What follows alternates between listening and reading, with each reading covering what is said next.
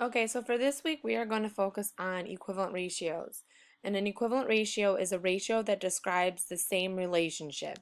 So that means if I say that there is 5 dogs and 15 cats, the same relationship, I could say there is 10 dogs and 30 cats.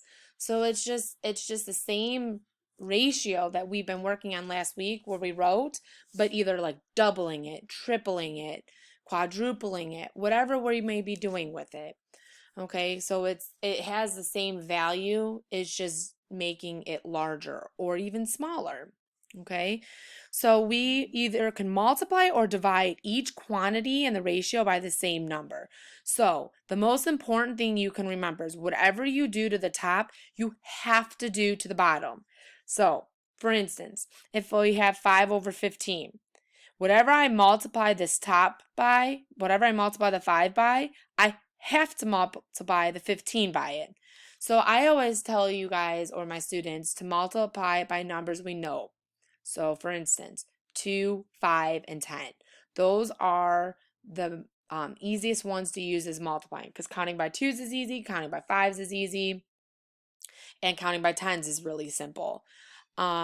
So you don't want to use 1 because if you use 1, you're going to get the same relationship, and that's if when we get down the road and they ask you to write 2 ratios that are equivalent, you can't write 5 over 15 is equivalent to 5 over 15.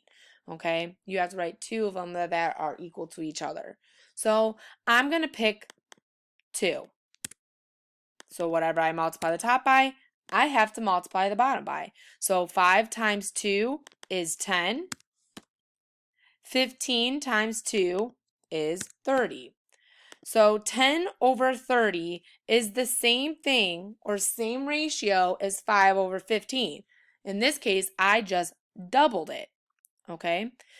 So you can multiply. I like to do the multiplying. It's easier, but sometimes you may have to simplify an equivalent ratio or you may have to simplify a ratio. So sometimes you may have to divide it. So what I like to do is I like to find a number that it goes into each number evenly. So I know with 5 goes into 5 evenly.